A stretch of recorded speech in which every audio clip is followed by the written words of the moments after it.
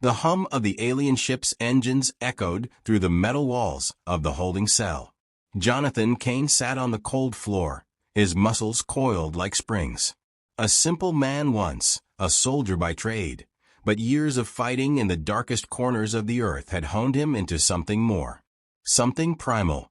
Something even he didn't fully understand.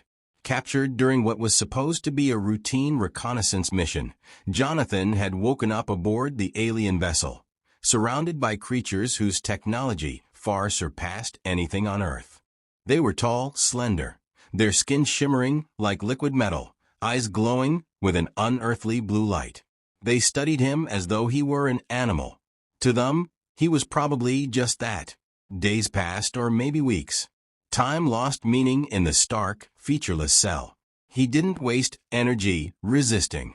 He waited, studying, observing. The aliens spoke in tones he couldn't comprehend, but he understood their intent. This wasn't just an abduction. It was a test. A game. And Jonathan had played games like this before. One day, the ship's hum changed. The gravity shifted, and the walls of his cell vibrated. He knew they had landed. A moment later, the floor beneath him lurched, and the entire cell descended like an elevator. When the doors hissed open, blinding sunlight poured in, and a blast of heat struck him like a physical force. Before him stretched an arena carved into jagged black rock. A force field crackled around the perimeter, keeping the spectators safe from whatever was about to unfold. The crowd consisted of aliens of various shapes and sizes, their cheers a cacophony of shrieks, growls, and alien roars. Jonathan's instincts kicked in. This was no ordinary fight. He had been brought here to die. The far gate rumbled open, and from the shadows emerged three creatures straight out of Earth's most ancient nightmares. Dragons. Not the kind from fairy tales, but massive, reptilian beasts, their scales glistening in the harsh light, their eyes glowing with intelligence and malice. They spread their wings, the membranes casting long, ominous shadows across the arena floor. The crowd erupted into deafening cheers. Jonathan smiled. He cracked his neck and stretched his arms, his fingers flexing like claws. The dragons roared, their cries shaking the ground. The sound of the aliens' cheers faded into the background. This was it. This was the moment he lived for. The first dragon charged, its claws gouging deep trenches into the rocky floor. Jonathan didn't move. He waited, his body still as stone, his mind calculating. When the beast was nearly upon him, he exploded into motion. Faster than any human had a right to be, he dodged to the side, his hand reaching for the creature's wing. With a strength born from years of survival and war, he yanked downward, the wing snapping with a sickening crack. The dragon roared in pain, spinning to lash out with its tail, but Jonathan was already gone, slipping under its legs. He moved like a predator, every step calculated, every strike precise. He found a jagged rock on the arena floor and gripped it tightly. With a single leap, he was on the dragon's back, the rock slamming down into the base of its skull. The beast thrashed, but Jonathan held firm, driving the makeshift weapon deeper and deeper until the creature collapsed. The crowd fell silent for a moment, shocked by the sudden death. Then they erupted into even louder cheers. To them, this was entertainment. To Jonathan, it was survival. The other two dragons were smarter. They circled him, their eyes watching his every move. One let out a stream of fire, the heat so intense it singed his skin even as he dodged. He rolled across the ground, snatching up another sharp rock. The second dragon lunged, its jaws snapping shut inches from his face. Jonathan didn't flinch. He drove the rock into its eye, twisting it with all his might. The dragon screamed, shaking its head violently. But Jonathan held on, using the momentum to swing himself onto its back.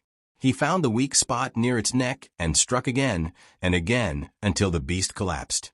The third dragon hesitated now, its massive body trembling. Jonathan stood over the fallen creature, blood dripping from his hands.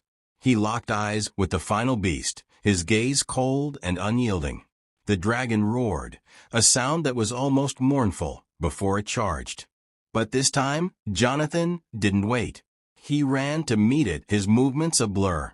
At the last second, he slid under its belly, slicing at the soft underbelly with a shard of rock. The dragon howled in agony, turning to strike, but it was too slow. Jonathan climbed onto its back, wrapping his arm around its neck like a vice. He twisted, the muscles in his arms and shoulders straining, until he heard the sickening crack of its spine. The dragon collapsed lifeless. Jonathan stood amidst the carnage, his chest heaving, his body coated in blood and sweat. He looked up at the alien spectators, their cheers now mixed with something else. Fear. They had brought a predator into their midst, expecting a show. Instead, they had unleashed a monster. The force field around the arena flickered, and Jonathan knew his captors were debating what to do. He didn't wait for them to decide. He sprinted toward the nearest gate, his sharp mind already forming a plan. He had no weapons, no tools, but he didn't need them. He was the weapon. The gate opened as if in response to his approach, and Jonathan barreled through, taking down 2 alien guards with ruthless efficiency. He grabbed one of their energy weapons, a sleek, glowing rifle, and turned it on the others. The weapon hummed as he fired, its energy blasts cutting down anything in his path. He navigated the alien complex with uncanny precision, his instincts guiding him. Every turn, every corner, he moved like a shadow, leaving a trail of destruction in his wake. The aliens had underestimated him, thought him weak because he lacked their technology. But they had forgotten the most important rule of survival. The apex predator doesn't rely on tools. It relies on its will to dominate. Eventually, he reached what he assumed was the control room. The aliens inside turned, their expressions a mix of shock and terror. Jonathan didn't hesitate.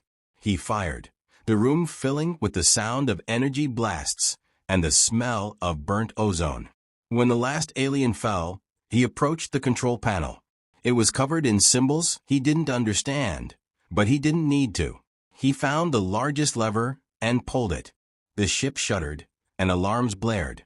Through the viewport, he saw the arena below begin to crumble, the force field failing. The alien spectators scattered, their perfect entertainment turned into chaos. Jonathan grinned, a feral, wolfish smile. He had no intention of staying on this ship. His goal was clear: return to Earth. He found what looked like an escape pod and climbed inside, the controls lighting up as the door sealed behind him. The pod launched moments later, hurtling toward the distant blue planet.